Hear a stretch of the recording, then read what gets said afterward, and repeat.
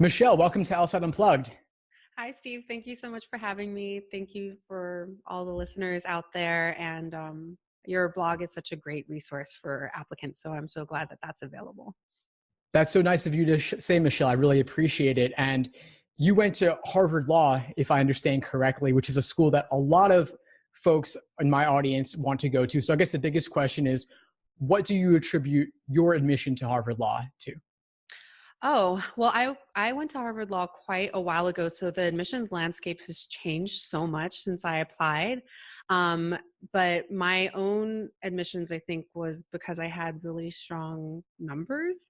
And I think what has changed since when I applied and now is that you need more than your numbers to get into these top law schools. You really have to have a compelling reason for why you want to go to law school and communicate that in your application materials through letters of recommendation, the personal statement, and for schools now, including Harvard, sometimes an interview.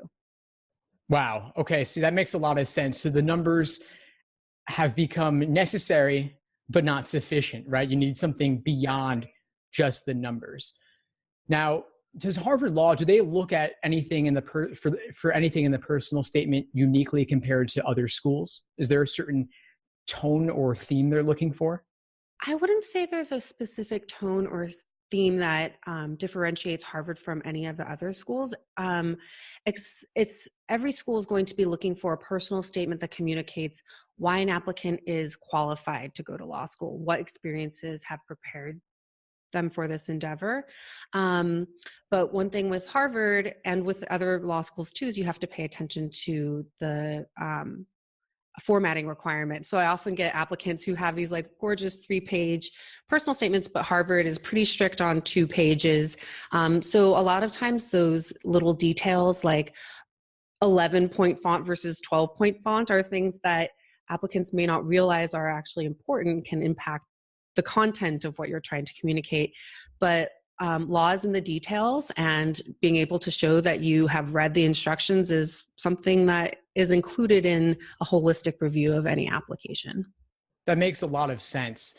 Now, so you said Harvard Law requires 2 pages, other schools may allow more. And so what I can gather from that is that you may actually, as an applicant may need to modify their personal statement for different schools. They couldn't necessarily reuse the same one for every school.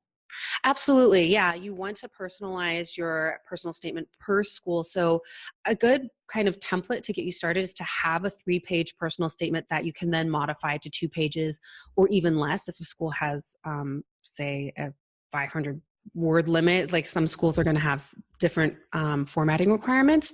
And then also you may want to include some school specific content in your essay. So talking about like why a particular program interests you. So that can be modified per program. The key being you want to make sure you're submitting the right essays to the right program. You don't want to send Harvard your Columbia Law School application. Yeah, of course not. That makes a lot of sense. The why our school essay in particular, you've got to personalize and do the due diligence, do the research for each school. Now, my understanding is that out of all the law schools out there, only a couple actually explicitly ask for one of those why our school statements. Like, for example, Yale has their famous 250-word essay on that. For the other law schools, do you recommend including that personalized essay as part of the main personal statement or as some sort of supplemental essay?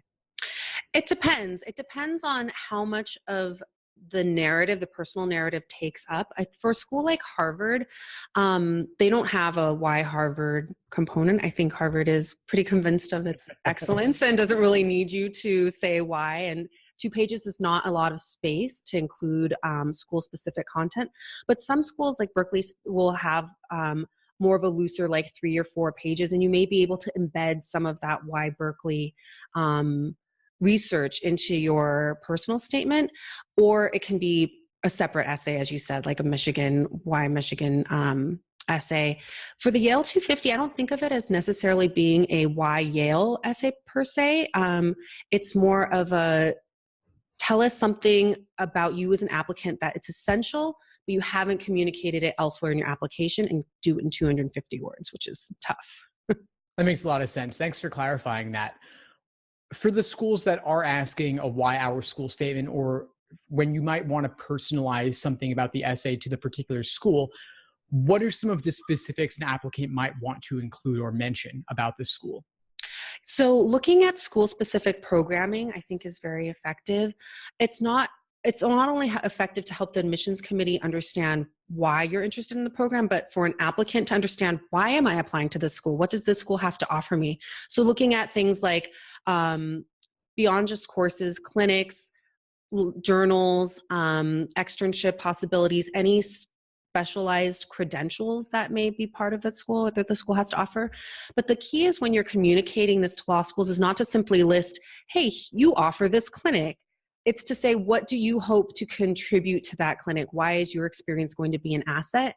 Because admissions committees know what their school has to offer you. They don't really know what you have to offer it and what you're hoping to get out of those particular programs. That makes a lot of sense. So it's about relating those specific details about the school back to you as an individual and as an applicant. Absolutely. Yeah. You always want to keep yourself in the spotlight, even if you're talking about something else, another school, or if you're in a personal statement and you're writing about somebody who is inspirational or influential to you. It's not an essay about, say, a grandfather who went to law school or a student you worked with if you were an educator. It's about you and bringing the content back to you and the focus back to you. That makes a lot of sense. How can an applicant be sure that they are making it personal enough? Is there a certain benchmark or ratio of like I versus they that you want to have in the just to make it really clear? It would be so easy if it was so much easier if writing a personal statement was like as definitively logical as the LSAT say, where it's like, there's clearly a right answer here, or there's clearly like a right ratio of Yeah, you can see my background here. yeah, right. I would say though that the brainstorming process of writing is essential, right? You want to brainstorm before you try to work on what's that key opening hook, and thinking about what are some of the key experiences that an applicant has that have shaped who they are today. So it's like, how does the past influence the present? And then how is the present going to inform the future and an applicant's career goals?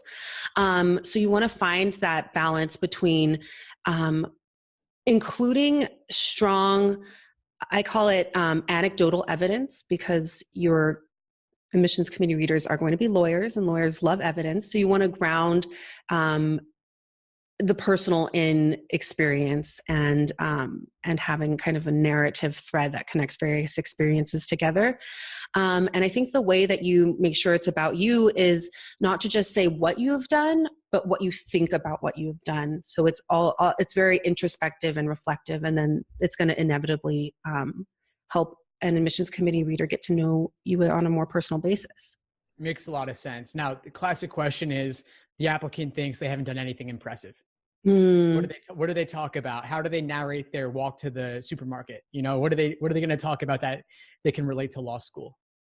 I mean, every person has done something that's impressive. So I think that it's about, again, going through that brainstorming phase and thinking about what are experiences that have shaped me as a human being, and that are also informing my decision to go to law school. So ideally you have some kind of reason why you want to spend the next 3 years reading case law, or 4 years if you're doing some kind of part-time program, and figuring out like what is going to impress an admissions committee. But I also advise the applicants I work with, don't try, especially for a first draft, to write this essay for an anonymous, like shadowy admissions committee reader. Write this essay for yourself. Like, think about what experiences are important to you and why you want to go to law school.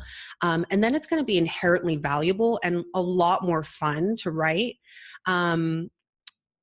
So yeah, it needs to be personal in that sense too. Like, if it's personally valuable to you as a writer, then it's going to resonate more with your readers. That makes a lot of sense. That seems natural. Having a specific person in mind, like an avatar of who the officer is, and picture them as a person. Like maybe they're in their 30s or 40s or 50s and they're a man or a woman, whatever it might be, and just kind of go from there.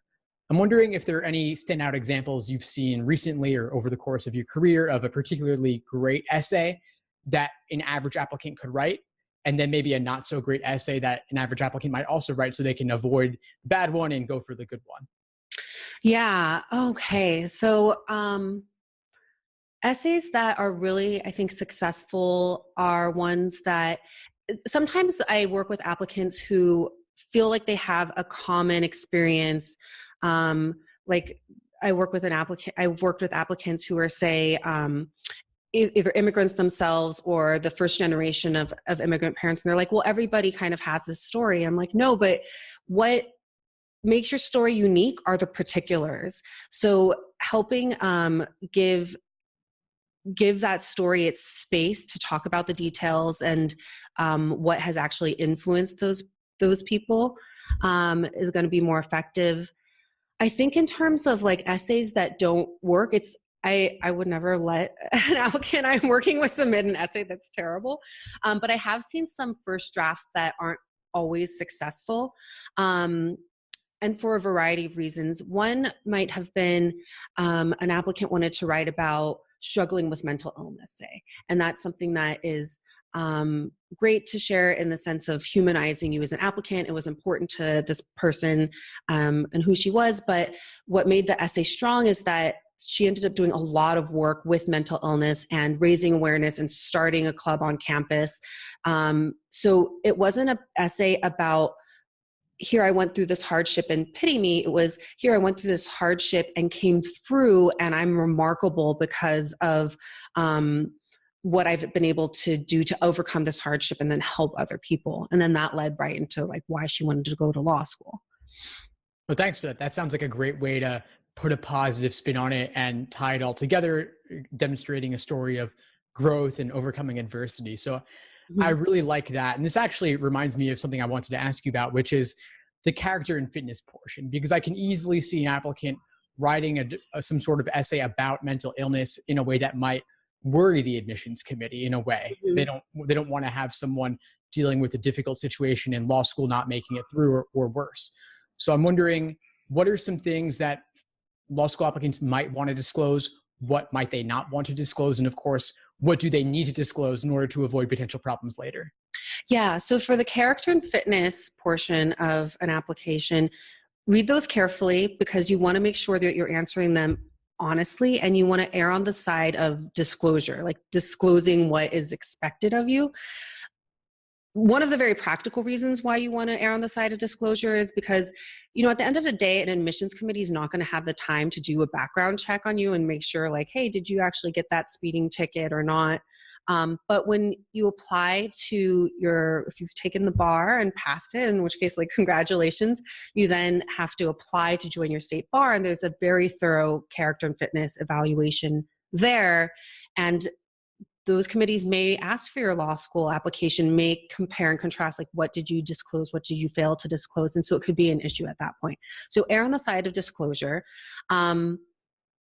but be specific in terms of the questions you're responding to. So in terms of, say, like a mental illness type situation, that's something to disclose if there's a reason to disclose it. If it's, say, tied to something else that is a requirement to disclose, like, for instance, I worked with an applicant who struggled with addiction and ended up having it triggered a lot of character and fitness questions. It was actually the applicant where I worked with who had the longest character and fitness portion that I've worked with.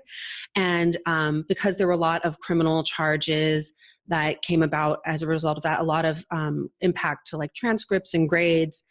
But this was a person who was at a point in life where the applicant was able to tell a redemption story, where the applicant was prepared to go to law school and hit the ground running and be successful because this person had gone through a recovery program, was continuing self-care, was not going to be a concern to an admissions committee now at present, but it was important to disclose those issues because there were a lot of resume gaps or criminal records that we had to share, that we had to disclose. So it made sense to talk about addiction in that context.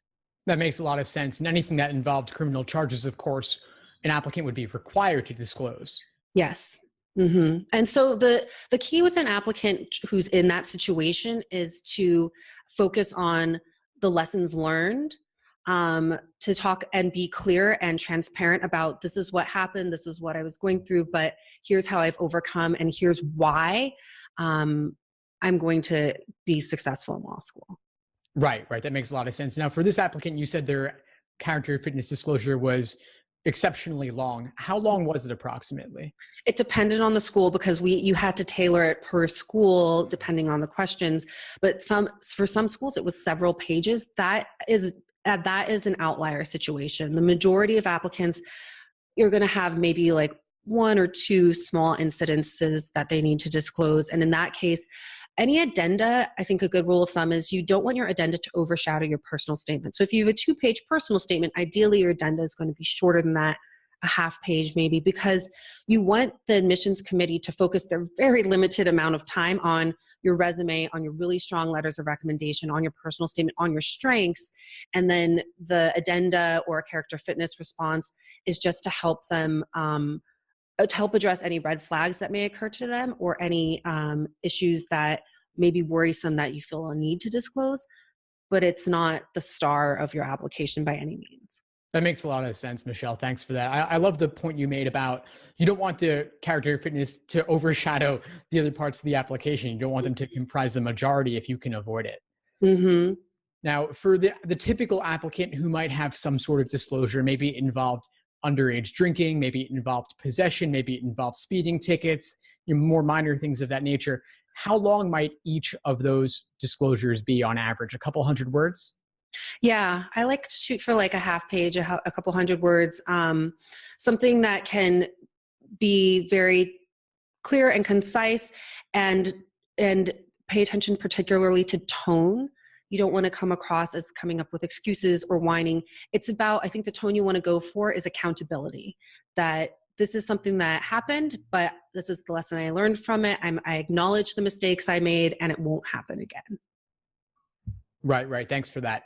Now, I'm wondering if we could shift gears a little bit and talk about what's happening over at LSAC with the policy changes they're making as the LSAT is offered more frequently, and many, many other things. But to start with, of course, the LSAT is going from being offered 4 times a year to more than double that, nearly every month going forward. How does that impact how admission officers might look at retakes? I think that one of the other key components with the policy change is that there's now no cap on the amount of times an applicant can take it.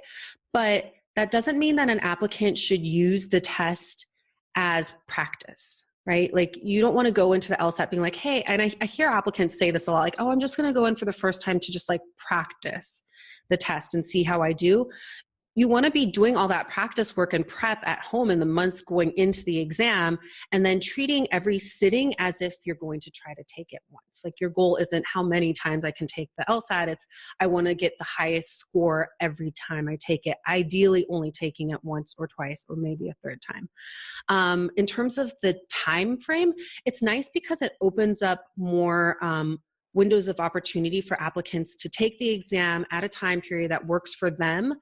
But you still want to keep in mind that admissions committees review applications on a rolling basis. So it's to your advantage to get those tests in and finalized, and then submit, earlier in the fall, and not wait to take your LSAT in the spring and then submit in March or April or May. That makes a lot of sense. And then there's also the question of scholarship money. I would guess that scholarship money, from what I hear, is typically more available earlier in the cycle, and they might be running out over the course of the fall and winter. Yeah, absolutely. And that's also a reason why your personal statement needs to be really strong, is because admissions committees are going to make determinations of admission on your personal statement, right? So it's going to be hugely influential there, but it's also going to help impact merit-based funding, because while some schools, like an NYU, say, for example, has separate scholarship programs you can apply to, and it's a separate essay, a lot of schools are making determinations for merit-based funding on the application you submitted itself. So another reason why you want to take extra care with a personal statement, a diversity statement, making sure those letters of recommendation are as strong as possible. Sure, that's a great point about the external funding, especially. I hadn't heard too much about that. Now, another big change at LSAC these days is, of course, the transition towards the digital LSAT. It's kind of a big question mark as to how folks are going to do on it in July and then September as these changes take hold.